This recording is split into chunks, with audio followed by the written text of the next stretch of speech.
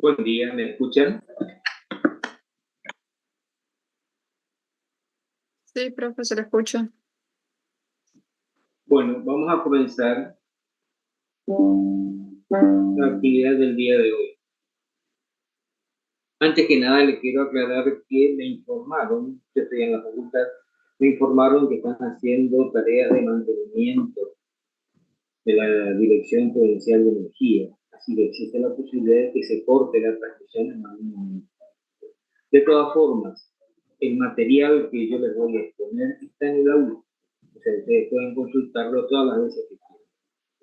Lo que sí es necesario que estén presentes en la clase porque es registrada su asistencia y esa es una de las condiciones para continuar con el cursado, la regularidad y demás. Bueno,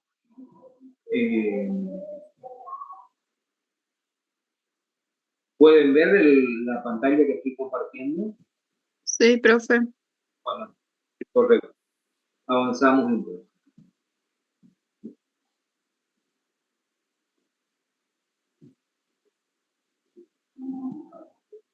Fíjense ustedes que en el título dice enfermedades virósicas vesiculares de interés estomatológico. Aclaran virósicas vesiculares porque hay cierto tipo de enfermedades virósicas que no producen vesículas. Un ejemplo característico que lo vamos a ver más adelante en otro tipo de afecciones es el HPV. Es una enfermedad virósica, pero no produce vesículas. Entonces, en esta oportunidad nos referiremos a las enfermedades virósicas que producen vesículas y que son de interés estomatológico. ¿A qué hago referencia cuando les digo de interés estomatológico? Quiere decir que estas vesículas se tienen que manifestar en el sistema estomatognático, en todo lo que comprende por debajo del reborde de la órbita hasta el cuello inclusive. Es decir, todas las estructuras que componen la boca y después los órganos que la rodean y limitan.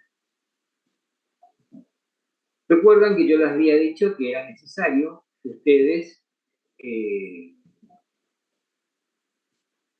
repasaran las lesiones elementales para poder acceder con más presteza a los contenidos de las clases teóricas. Les vuelvo a recalcar, son dos cosas importantes, las que son muy necesarias. Una de ellas es la historia clínica y la otra son las lesiones elementales. Entonces, la lesión elemental que nos va a reunir hoy es la que ustedes ven en imagen. Es una imagen típica de una vesícula, que en este caso es un conjunto de vesículas que son lesiones elevadas de contenido líquido, pequeñas, generalmente menor a 3 milímetros. Es difícil que ustedes encuentren una vesícula, generalmente es un cúmulo de vesículas que tienen esa característica de tener menos de 3 milímetros de tamaño y que pueden reunirse aumentando su tamaño, pero eso no la convierte en otra lesión. Entonces, muchas veces, cuando estas vesículas se reúnen, pueden darnos la imagen confusa de una ampolla. Pero tienen que tener en cuenta todas las manifestaciones sintomáticas previas como para que puedan hacer el diagnóstico diferencial. Así tenemos que las enfermedades virósicas que producen en alguno de sus estadios evolutivos vesículas son las que se encuentran englobados dentro del VHS1, que sería el virus humano o tipo humano 1, el tipo humano 3 y una clase más que es el virus COSAC. Estos son los grupos de virus que producen lesiones virósicas vesiculares en el sector de nuestra competencia, que es el sistema estomatognático. Aguarden un momentito, por favor.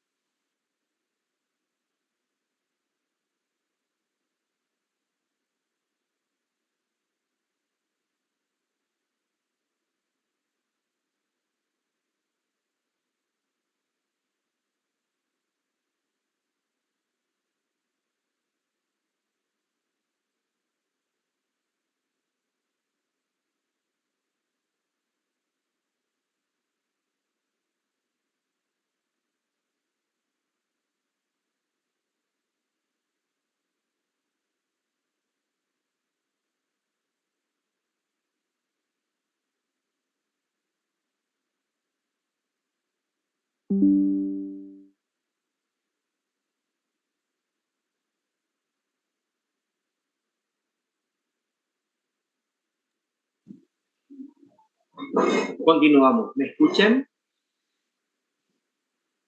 Sí, profe. Entonces, estábamos haciendo la revisión de cuáles son los distintos tipos de virus que hacen manifestación con vesícula en el sistema hematomático.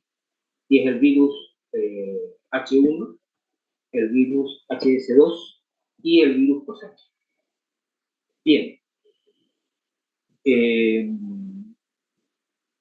En la virosis del virus 1, tenemos que establecer dos formas clínicas. Una que se produce cuando el germen entra en contacto con el organismo y otra que se conocen como formas de recurrencia. Cuando cualquier agente infectante, virósico o de otra naturaleza, se pone en contacto con el organismo y desarrolla un cuadro de enfermedad, se llama primoinfección. O sea, es la primera infección producida por un agente externo. Esa primoinfección tiene la característica de que puede ser siempre de presentación aguda, que presenta una clínica muy intensa, muy sintomática, o puede aparecer de otra forma que se conoce como subclínica. La forma aguda es aquella que es fácilmente identificable porque presenta una serie de alteraciones de orden local y general. En cambio, la subclínica puede, en algunos casos, confundirse con un estado gripal o un simple resfriado. Y las formas recurrentes son las que se producen porque esta primoinfección produce una inmunidad relativa. Es decir, está condicionada a las características generales de equilibrio de salud del paciente. Entonces, ante algún cuadro que afecte su sistema inmunológico o defensivo a nivel general, puede producirse una forma de...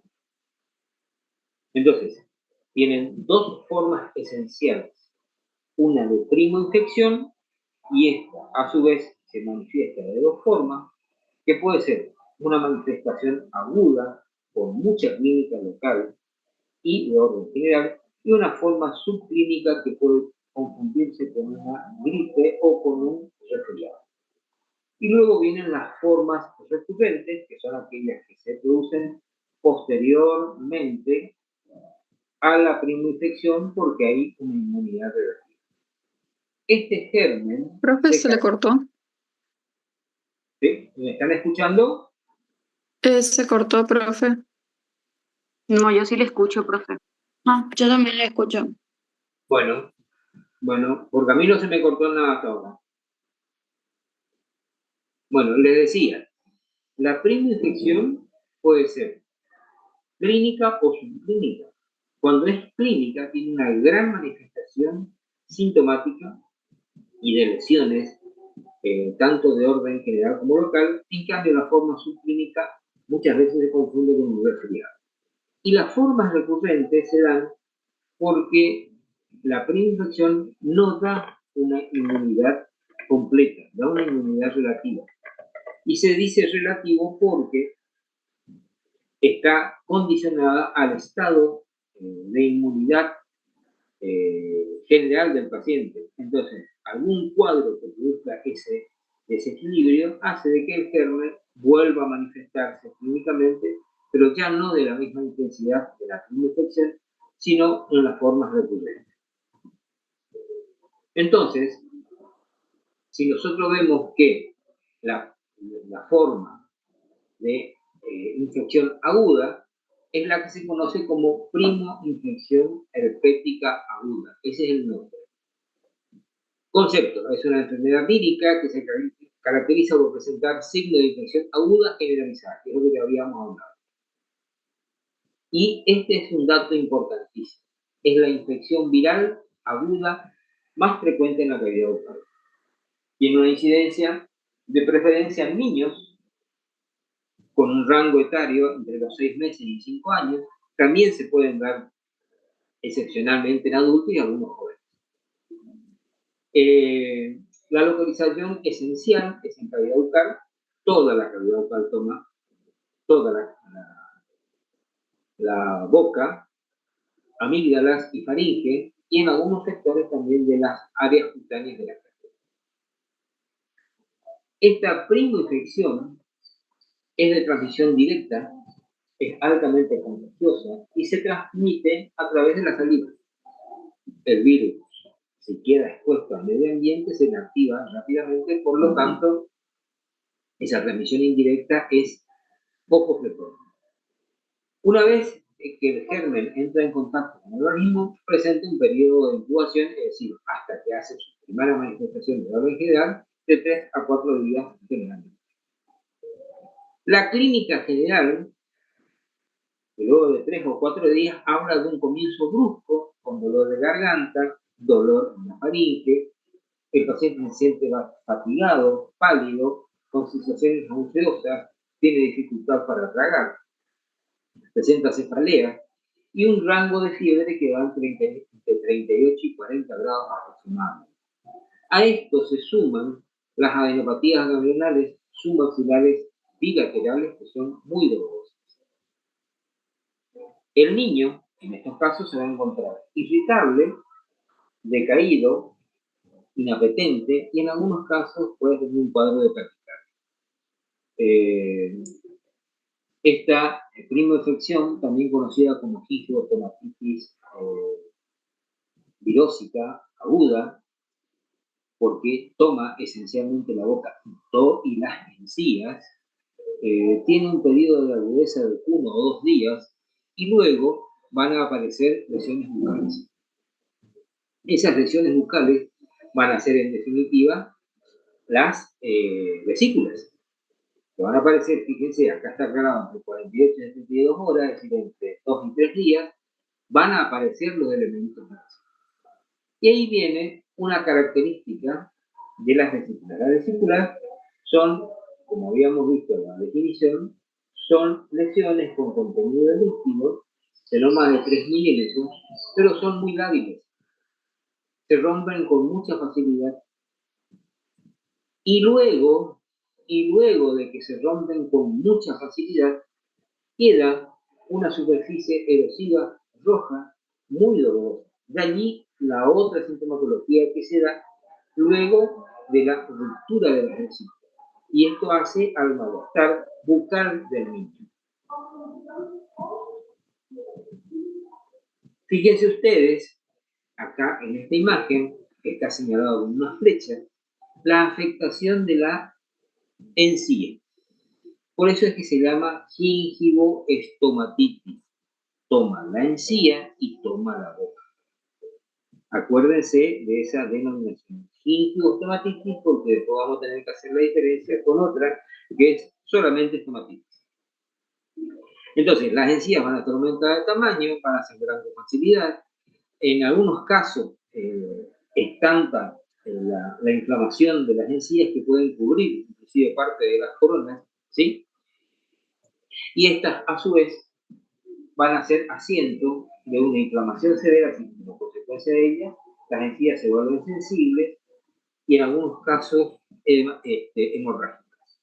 Entonces el paciente va a tener una gran salivación, va a presentar hilos de sangre que salen de esa gingivitis que se encuentra muy exacerbada y muy aumentada, al margen del dolor y el ardor que siente en su cavidad bucal como consecuencia de la ruptura de la vesícula. La gingivitis, que acá tienen otra imagen señalada por la flecha, persiste durante todo el curso de la infección. Y repasamos nuevamente, dice que las papilas están aumentadas de tamaño, rojas, dolorosas, sangrantes. En algunos casos también se puede afectar el periódico. Y eso le suma un dato extra importante, que es la sensación de halitosis. Es decir, nosotros vamos a sentir un aliento fétido. resultante de la afección que tiene en boca el niño. La localización, como dice, fíjense que dicen gingivoestomatitis, toma toda la boca. Y esa afectación en lengua le va a conferir una característica muy particular.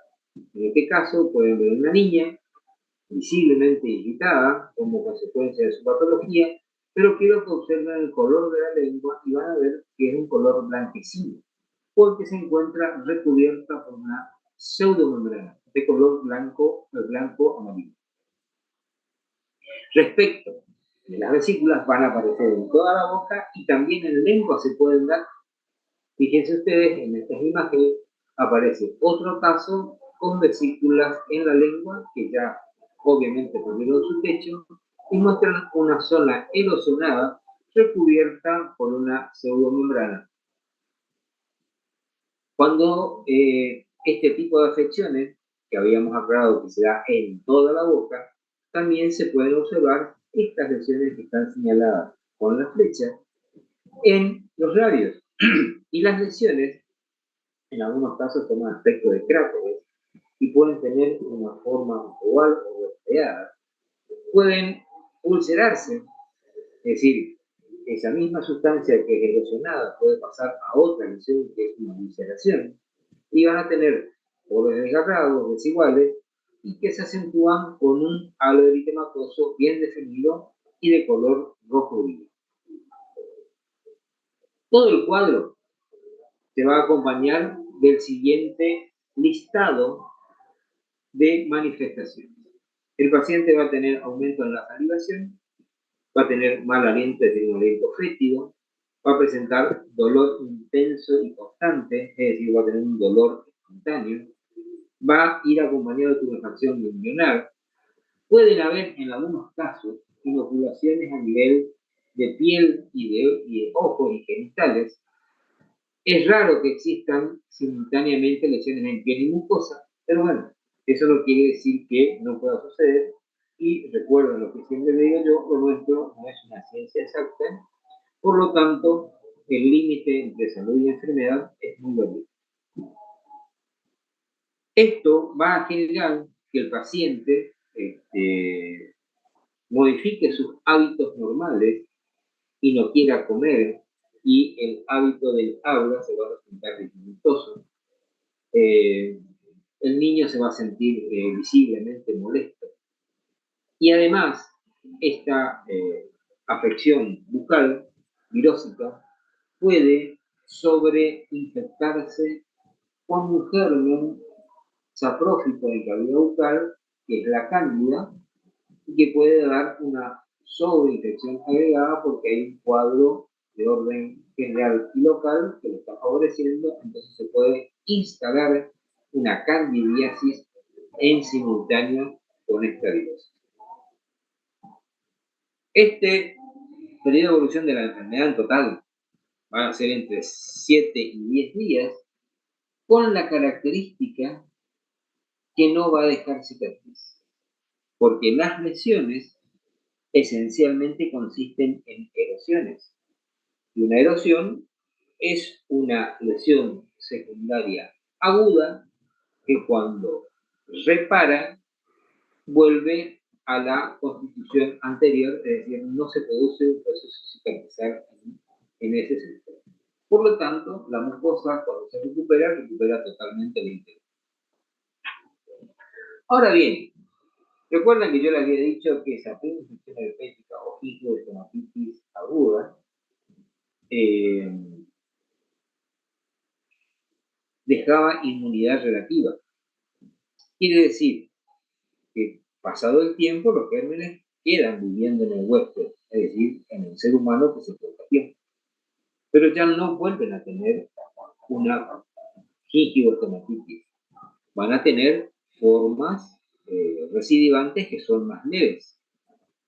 Entonces quiere decir que en algunos momentos, con algunas consideraciones, por ejemplo, acá hay un listado que habla de alergias, traumatismos, intoxicaciones, que pueden ser los responsables de una alteración a nivel de orden general, puede aparecer una forma recidivante. Pero en pacientes inmunocomprometidos, fíjense ustedes que está resaltado en rojo, se puede dar una forma más prolongada de gingivoestomatitis herpética. Es decir, ya no va a durar de 7 a 10 días, va a durar más tiempo. Pero porque el paciente tiene una inmunosupresión.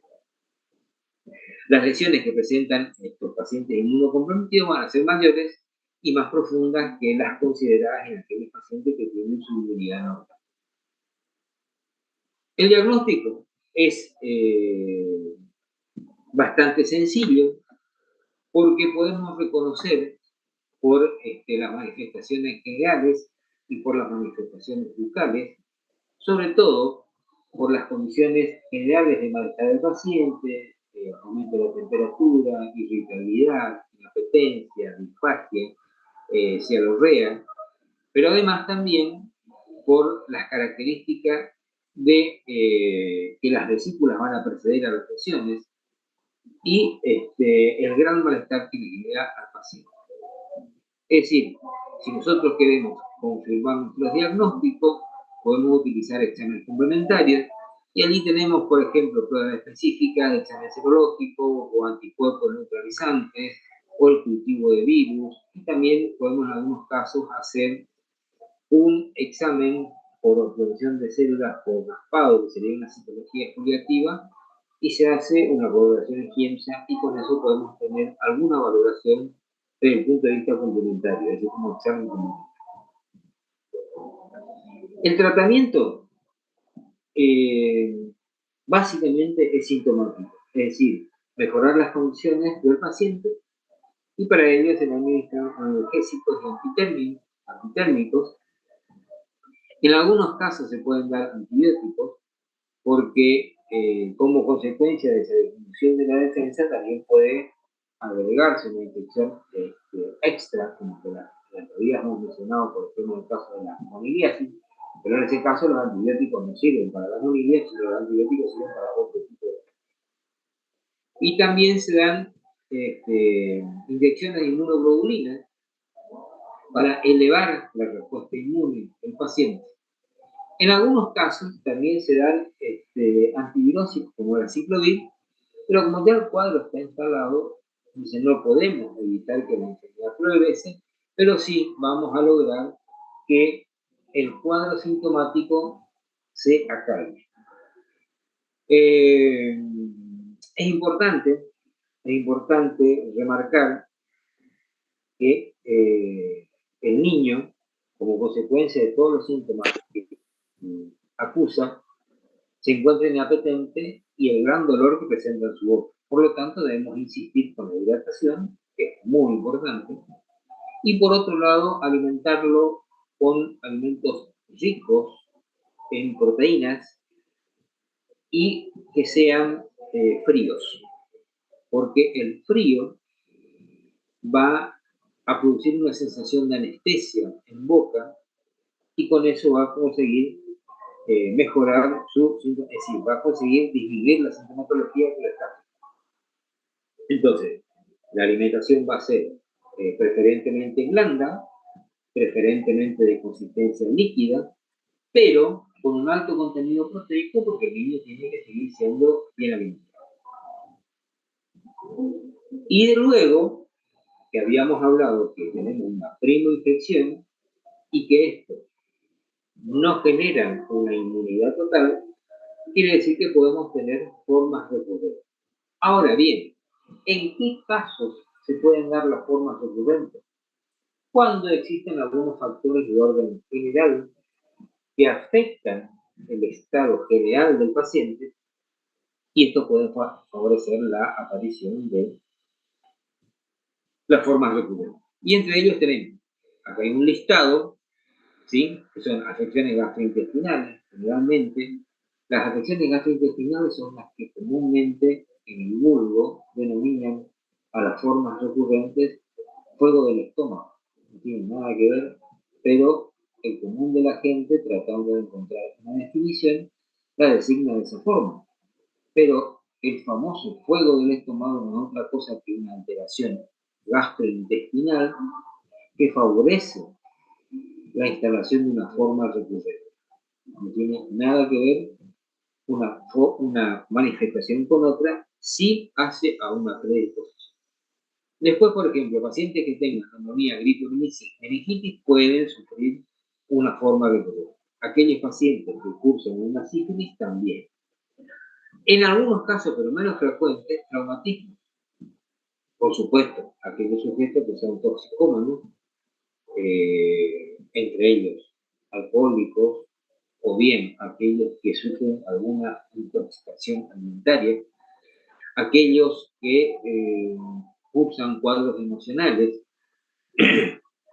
también las modificaciones fisiológicas que se producen en la menstruación por acción de la anestesia local y en algunos casos también por acción de oxígeno.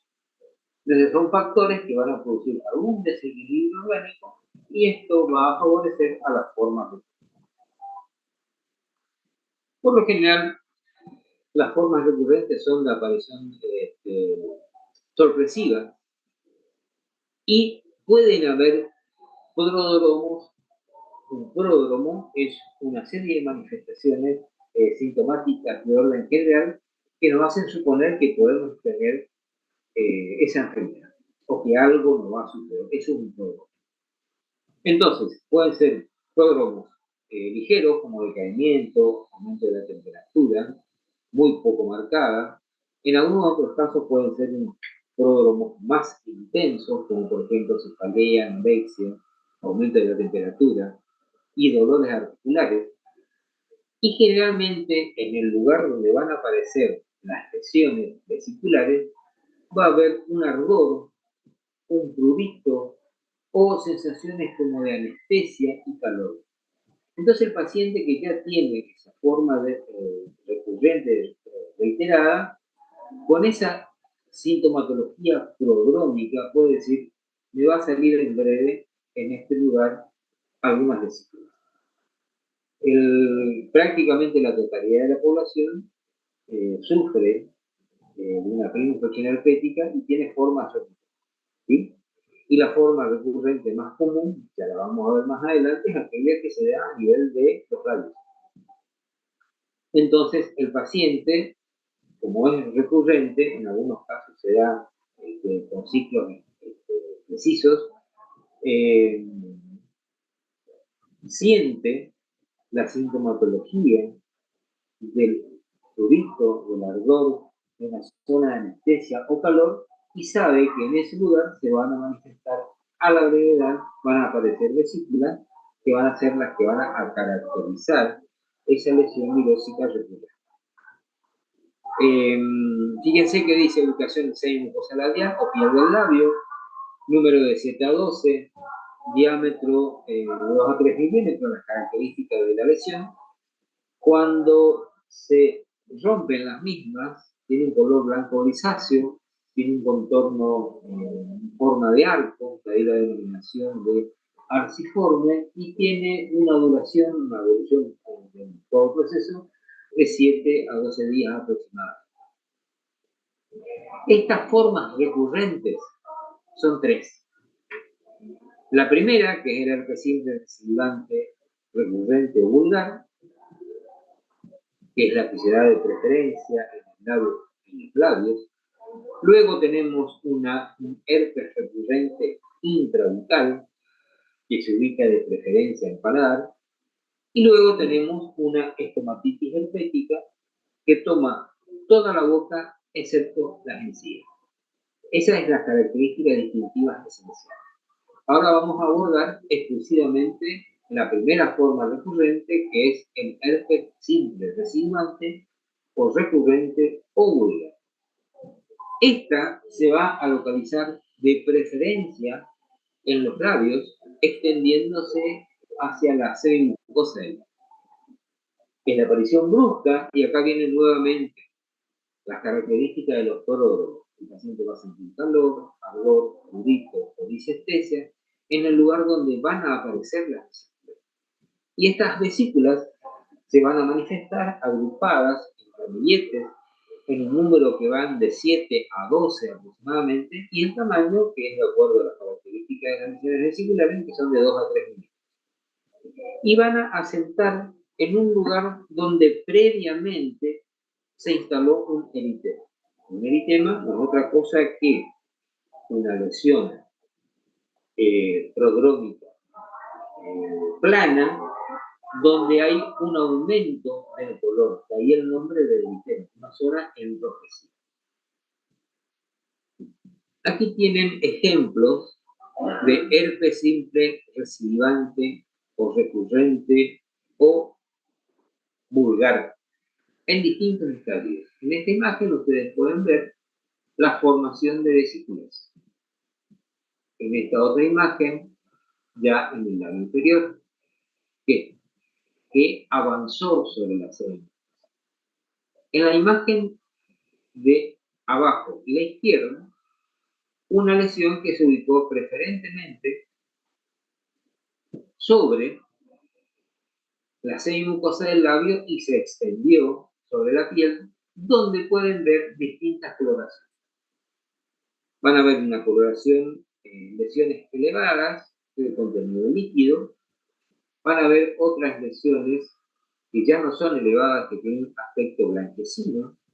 Van a ver otras lesiones que son costras. Quiere decir que esas vesículas se fueron rompiendo en distintos momentos por causa de su contenido. Se expuso una erosión, como están expuestos al medio ambiente, el suelo que secreta se seca y forma una costra amarillenta o tirando a un color blanquecino, y si hubo un sangrado, la sangre se seca y deja una costra de color oscuro, inicialmente roja y después cada vez se va volviendo más oscura hasta tomar un color casi negro. Y en esta otra lesión, ustedes pueden ver donde ya el paciente le sumó una agresión más, porque las costras que se fueron formando fueron arrancadas. Entonces, esa erosión se hizo cada vez más extensa, vuelve a formar una costra, por eso es que la costra en la imagen inferior derecha tiene mayor tamaño. Pero ya no es una imagen propia de la ruptura de una vesícula con la desicación posterior, sino es el agregado de un traumatismo consecuente al arrancamiento de la costra que se formó inicialmente. La segunda forma recurrente es el herpes recurrente intrabucal, y este es de ubicación preferentemente en paladar. Fíjense, acá tienen dos imágenes, una más alejada, donde permite ver que las lesiones básicamente son lesiones redondeadas, rojas, difícilmente puedan ver vesículas, porque son tan lábiles, son tan delgadas, que se rompen con facilidad y dejan una superficie eritematosa que posteriormente se cubre con una pseudomembrana y con un aspecto blanquecino. Entonces, estas se ubican de preferencia en el paladar duro y el centro va a ser blanquecino, de color rojo, y en la imagen inferior, si ustedes pueden ver, parece como si fueran arcos o semicírculos. A eso se le denomina arciforme, porque tiene forma de arco. Entonces, estos van a tener básicamente las mismas manifestaciones, pero con la diferencia de que al estar en un ambiente húmedo no va a formar costra y sí se va a cubrir con una pseudomembrana. También se pueden dar en la parte anterior y media de la mucosa yugal, pero en menor incidencia, y también en la encía vestibular, pero en la encía libre, no en la encía adherida. Fíjense, aquí hay otra imagen dada en la mucosa yugal retrocomisural anterior, inmediatamente por detrás de la comisura, y que tiene un aspecto rojo, erosivo, con contornos arciformes. Toda lesión vesicular se caracteriza por ser dolorosa, pero en algunos casos las vesículas pueden pasar desapercibidas porque tienen poco tiempo de permanencia en boca, porque, les reitero, al ser muy lábiles se rompen con facilidad y quedan las zonas erosionales. Y la otra forma recurrente es la estomatitis herpética. Yo les mencioné que este tipo de virosis se dan por nervios que son, perdón, se dan por virus que son neurotropos, es decir, viven en los nervios, se acantonan en los nervios y en nuestro caso se acantonan en el ganglio de Gaser. Entonces, viven de modo asintomático en el sistema nervioso del ganglio de Gaser y los nervios periféricos, de modo tal que cuando existe alguna alteración de orden general, vuelven a dar las formas recurrentes, pero en el territorio de un nervio. Por eso que generalmente son unilaterales, a diferencia de la infección herpética, que son bilaterales. La estomatitis herpética es una forma recurrente, pero la diferencia hace en que la anterior, la infección, es gingioestomatitis herpética, a diferencia de esta que es estomatitis herpética. Quiere decir que no toma las encías. Son erosiones, se va a presentar como erosiones múltiples, aisladas, a veces confluyen, y pueden pasar a una etapa vesicular inadvertida por lo que había dicho anteriormente. Las vesículas tienen muy poco tiempo de vida en boca, ¿sí? Por lo tanto aparecen básicamente, son las erosiones. Este tipo de manifestación recurrente va acompañado de una sintomatología ganglionar porque los virus también y los productos tóxicos de los virus van a parar a los ganglios y esto genera una reacción inflamatoria que se caracteriza por un cuadro sintomático de infarto ganglionar acompañado de dolor. Las recibidas tienen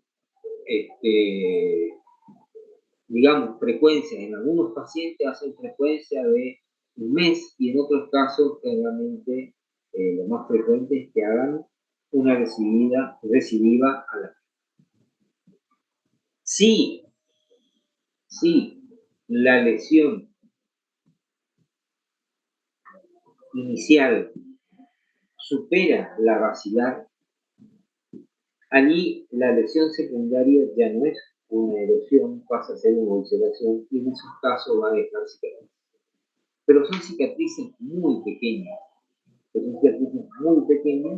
y que tienen el aspecto de una depresión y tienen el tamaño de no más de la cabeza de una figura.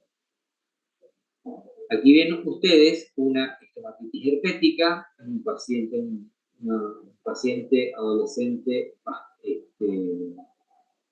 donde podemos observar las lesiones a nivel de labios, a nivel de carrillos, en lengua, en paladar, y ese rojizo de las encías no es característico de la estomatitis herpética, porque en este caso se combinó con otro factor, que es el derivado de una déficit en la higiene como consecuencia de la instalación de un aparato ortodóntico.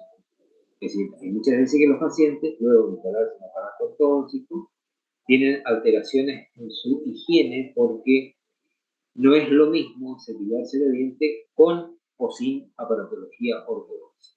Entonces, en estos casos, ustedes ven un cambio de coloración en las gingivas de herida, no es producto de la estomatitis herpética, es producto de un déficit en el cepillado. Bueno, existen, y el tratamiento para los brotes, por una vez que está instalado, se da ciclovir y gamma globulina para disminuir el proceso de la evolución, de acortar la evolución del proceso virósico, o bien se aumenta las defensas administrándole al paciente gamma globulina con ellos para acortar el cuadro. ¿Se pueden hacer profilaxis de esta enfermedad? Sí, controlando los factores desencadenantes, por ejemplo, estados emocionales, el sol, ciertos alimentos que producen desequilibrios orgánicos, por ejemplo, las alteraciones gastrointestinales producto de una alimentación o del consumo de tóxicos. Entonces, a eso se refiere la profilaxis, controlar los factores de orden general que va a producir una predisposición a la alteración de la. Existen otras, ¿recuerdan ustedes que habíamos hablado del VHS1? Pues existe otra cepa de virus que es el VHS3 y esa cepa de virus es lo que produce dos tipos de enfermedades de acuerdo a la edad en la que aparece. Tiene una forma primaria que es la varicela, que se da en niños o en personas muy jóvenes, y una forma de manifestación secundaria que es el herpes zóster. La forma primaria, varicela, nosotros no lo vamos a ver porque eso se da a nivel de niños, o sea, de pacientes pediátricos, y generan una serie de alteraciones de orden bucal y general, pero no están caracterizados por vesículas, y además está controlado por el cronograma de vacunación. Lo que sí produce es una inmunidad también relativa que hace que el paciente, cuando adulto o bien adulto mayor, pueda presentar una forma secundaria que es el herpes zóster. Entonces vamos a pasar a describir directamente el zóster. El zóster es producido también por un virus que conserva las mismas características del anterior, que son virus neuróticos. Entonces, estos virus permanecen como hospedantes en los ganglios linfáticos y se van a distribuir en tórax, en abdomen, y se van a distribuir a expensas de los nervios sensitivos, y en nuestro caso, a expensas del nervio trigémino. El nervio trigémino tiene una parte sensitiva y tiene una parte motriz, es decir, por lo tanto, va a discurrir por la parte sensitiva.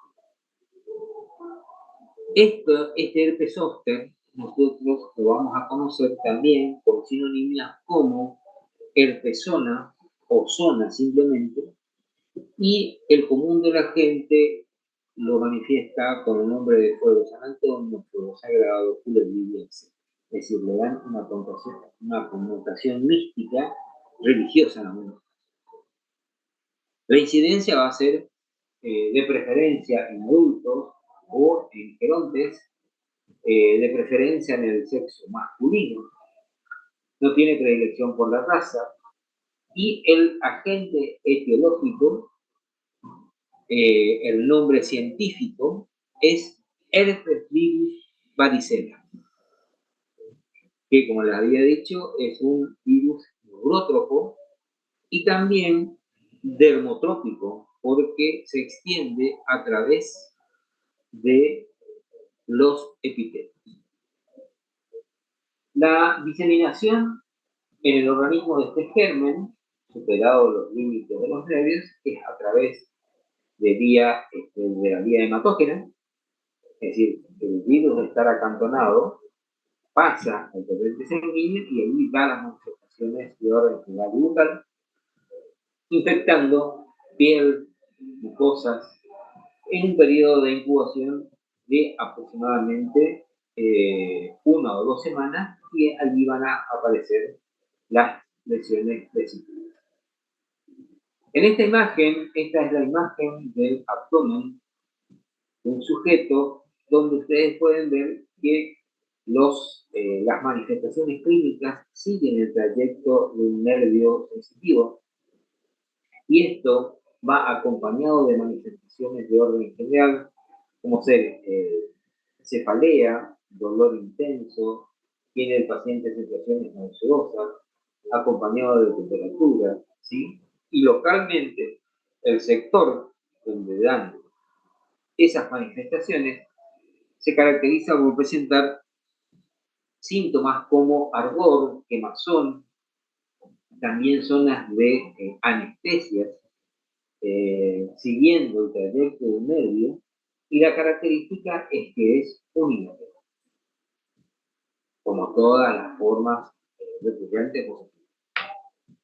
El zóster es una forma recidivante de la infección de la varicela. ¿Se acuerdan que habíamos dicho que es el mismo agente que produce la varicela en niños y posteriormente la forma recurrente o secundaria es la que se conoce como zóster?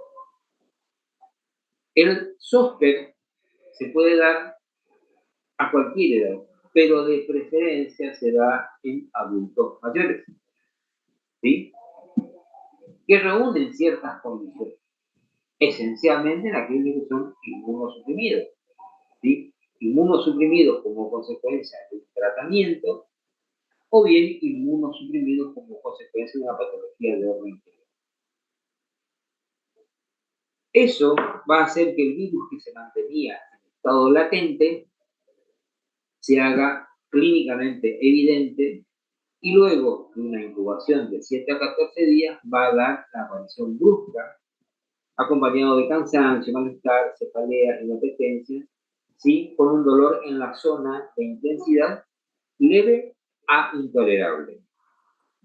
Otra característica de esta enfermedad del zóster es que cuando desaparecen las lesiones vesiculares, erosivas, las costras y quedan exclusivamente máculas e inclusive desaparece todo indicio de la enfermedad, puede persistir una sintomatología dolorosa en el trayecto donde se instaló el zóster. Ustedes dicen, pero no se ve ninguna manifestación en el lugar, pero el paciente siente dolor en la zona donde se dio la erupción. Fíjense acá, es otra imagen donde se muestra el costado de un paciente con una dirección que va siguiendo el espacio intercostal, siguiendo la trayectoria de nervio sensitivo, ¿sí? Y que dan la aparición en forma simultánea, pueden coexistir vesículas que se rompen, dejan erosiones, vesículas que se erosionan y posteriormente se deterioran y forman costras, vesículas que se infectan, llevando a la formación de vesicopústulas. Es decir, todas esas manifestaciones se pueden dar en simultáneo. No es que primero vesícula, después erosión, después costras, no, pueden haber toda esa combinación. Estas lesiones van a asentar en piel, ¿sí?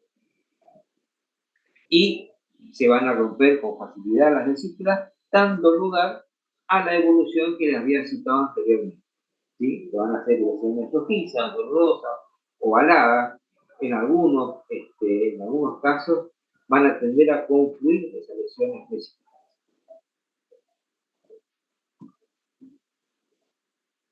Como hablábamos que es un virus neurótropo, puede acantonarse también en el trigémino. Cuando toma el trigémino, puede tomar alguna de las 3 ramas. En este caso, es una forma recidivante donde tomó el nervio maxilar superior. Fíjense que se extiende y toma parte del labio superior, la mejilla y parte de la nariz. Es decir, son las zonas donde se distribuye la parte de ese nervio maxilar superior. Estas se van a caracterizar porque van a dar lesiones en piel e intraorales. Y las lesiones van a ser las que caracterizan a este tipo de enfermedad, que son vesículas que se rompen, se erosionan, forman costras, y si se dan dentro de boca, se forman pseudomembranas. Todas muy dolorosas, que puedan confluir y que dan un aspecto arciforme dentro de boca, ¿sí? Y el paciente va a manifestar gran malestar, sensaciones ansiosas, sensaciones de descompostura, que van a ir acompañados por sectores de parestesia o bien disestesia. Van a tener zonas anestesiadas o alteración en la sensibilidad del sector afectado. En este caso, fíjense, es un niño, por eso le decía que de preferencia la forma recurrente o herpes zóster se da en adultos mayores, pero no exime al resto de la población. En este caso, se da en un niño que también, en este caso ya afectó el maxilar inferior. Fíjense la forma como se distribuyen y dan lesiones tanto en piel como en mucos. Cuando da y las manifestaciones bucales, acá en este caso de lengua, por afectar también el ramo lingual, fíjense ustedes cómo se ubica en un lado de la lengua, marcándose un límite preciso con el lado sano que sería la lengua. Eso le da la pauta que este tipo de infección recurrente virósica se da a expensas del territorio de elevación inmune. Obviamente que esto va acompañado de adenopatías maxilares, que las mismas son muy dolorosas, y que las lesiones pueden tener un dolor de tipo lancinante. Lancinante viene de una característica, de un adjetivo de lanza, es decir, son dolores muy agudos, muy intensos.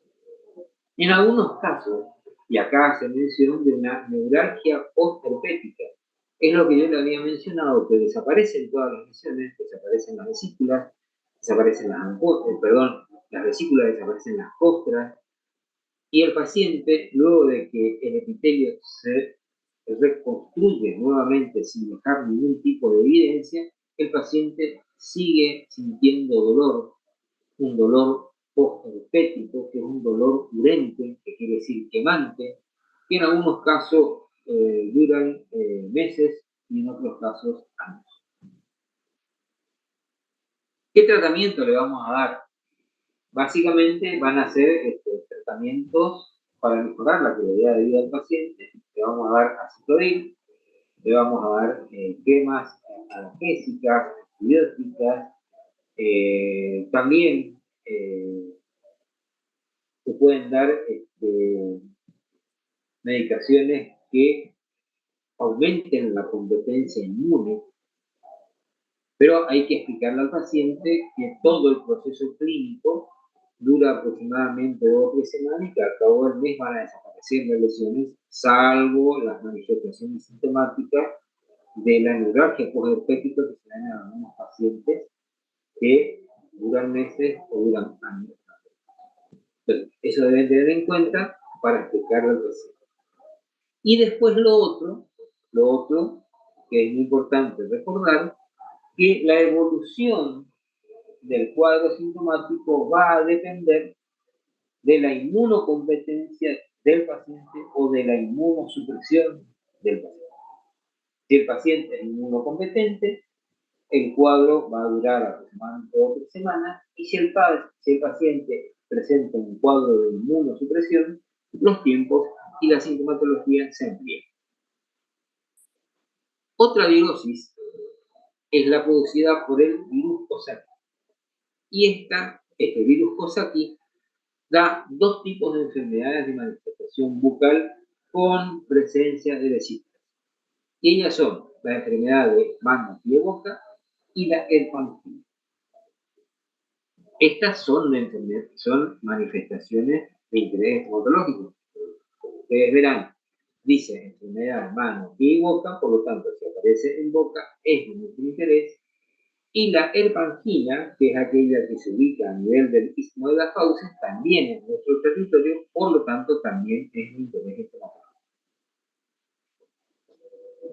La enfermedad de mano, pie y boca, o síndrome de mano, pie y boca, es una de las manifestaciones del virus de Coxsackie y se presenta generalmente cuando se infecta por las cepas 16, A5, 7, 9, B2 y 5, ¿sí? Eso ya es una clasificación, pero básicamente a nosotros nos interesa saber que se van a dar en esos 3 sectores topográficos, en la mano, en los pies y en la boca.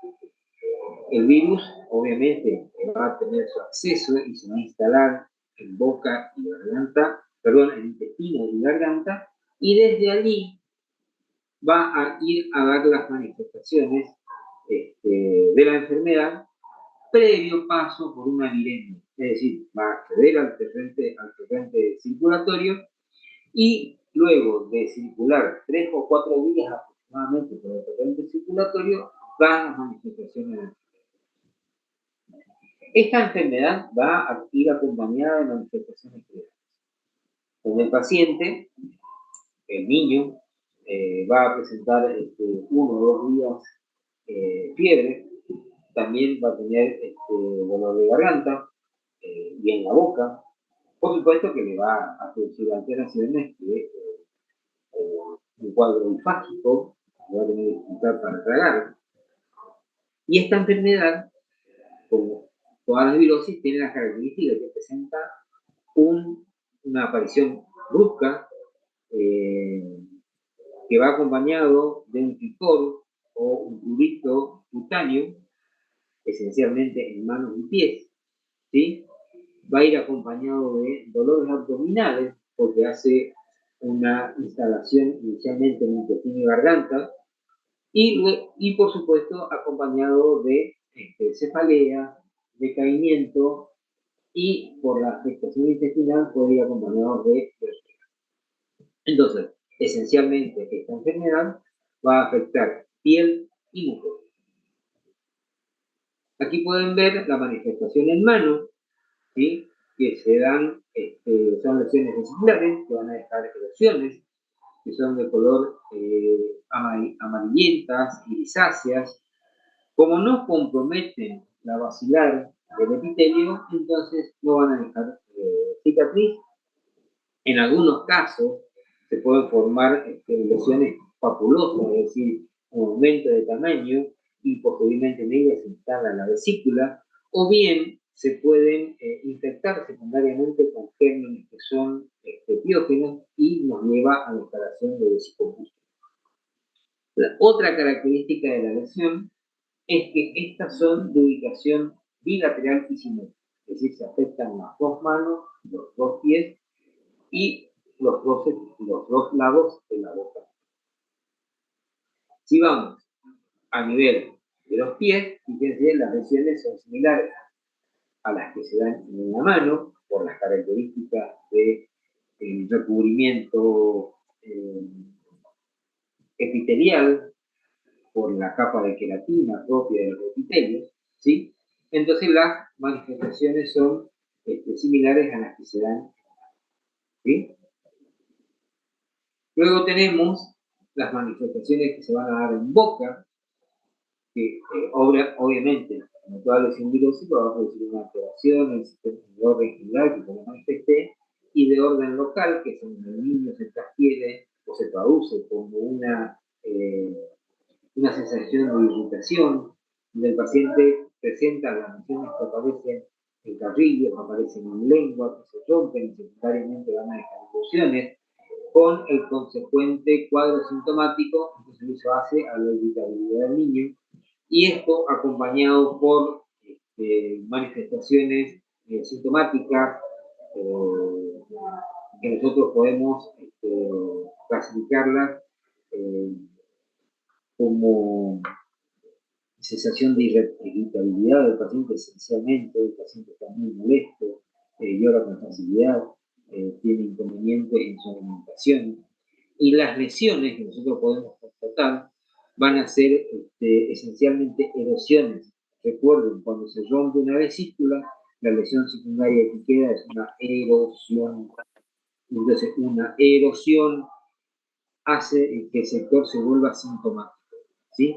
Y estas pueden ser rojizas, pueden ser amarillentas, blanquecinas, cuando se cubren de una pseudomembrana, ¿sí? Se pueden reunir esas erosiones y las lesiones se hacen más extensas. Y estas pueden durar 1 o 2 días, excepcionalmente más en seguridad, pero pueden ser controladas con una medicación paliativa, ya sea se pueden dar analgésicos o se pueden dar ya sea básicamente de orden general, como son niños que dan graves, son suspensiones orales, ¿sí? Con un paracetamol de 10 a 15 miligramos por kilogramo la dosis es suficiente.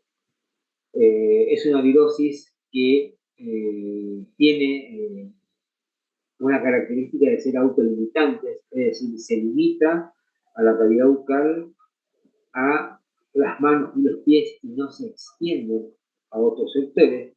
Y lo importante es que es de una única presentación porque dejan inmunidad y esta enfermedad no se vuelve a repetir. La otra virosis, producida por el mismo virus Coxsackie, es la herpangina. Y esta es también conocida como una faringitis vesiculosa. Se caracteriza porque se va a dar en el istmo de las fauces y va a atacar los componentes de la garganta, esencialmente. Entonces, esto se va a dar en épocas, en periodos menstruales, también se pueden dar en adolescentes y adultos. Cuando se da en niños pequeños, generalmente se da en un contagio donde conviven con otros niños, como por ejemplo en las guarderías, o por ejemplo en los colegios, o en los jardines infantes. Y el agente etiológico, a diferencia del anterior, es una cepa de virus Coxsackie caracterizada por los grupos A y dentro de ellos distintos serotipos, porque los virus son clasificados en grupos y en serotipos, y el responsable de este tipo de afección virósica, de esta faringitis vesiculosa, la cepa del Coxsackie es 1, 10, 22, B1, 5 y 2. ¿Pueden tener repercusión de orden general? Sí, por supuesto. Y el paciente va a estar acompañado de dolores musculares, sensación de vómito, dolor de cabeza, inapetencia y postración. La característica que tiene es que es muy contagiosa y les reitero, se dan en ámbitos de convivencia de niños, como ser colegio, jardín de infantes y guardería. Por lo tanto, es aconsejable que el niño cuando comienza con esas manifestaciones quede en su domicilio para no hacer extensiva la enfermedad a los otros familiares. En esta imagen podemos ver la afectación de la herpangina localizada en la parte inicial de la faringe e inclusive se extiende a pilares y a la parte posterior de la lengua. Acá en este caso, ustedes pueden ver eritemas, existen algunas vesículas todavía que se conservan como vesículas, por ejemplo, acá hay algunas vesículas, pero la mayoría son erosiones recubiertas por pseudominerales. Y se va a localizar en el paladar blando, fíjense ustedes, en el istmo de las fauces, en la garganta, y también en este caso se ve una pseudomembrana cerebral. Todo esto va acompañado de la neuropatía dolorosa, no porque el germen vaya a parar a los ganglios, sino porque las toxinas, como consecuencia de la presencia del germen, va a parar sí como colección hacia los ganglios, lo cual hace que ese ganglio se aumente de tamaño y se vuelva asintomático. La herpangina, que es esta última, puede ser diagnosticado por medio de las manifestaciones clínicas. La ventaja de la misma es que es autolimitante, es decir, se circunscribe a la parte inicial de la faringe, es de muy buen pronóstico, la evolución va a ser de 2 a 4 días aproximadamente, y el tratamiento es esencialmente sintomático, es aliviar los síntomas del paciente para mejorar su calidad de vida. Y la fuente bibliográfica dispone de material en biblioteca para poder revisar este tipo de afección. ¿Quieren hacer alguna pregunta?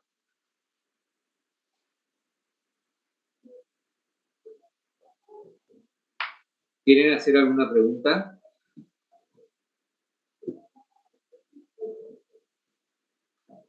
No, No, profe. profe, de mi parte No, no. profe.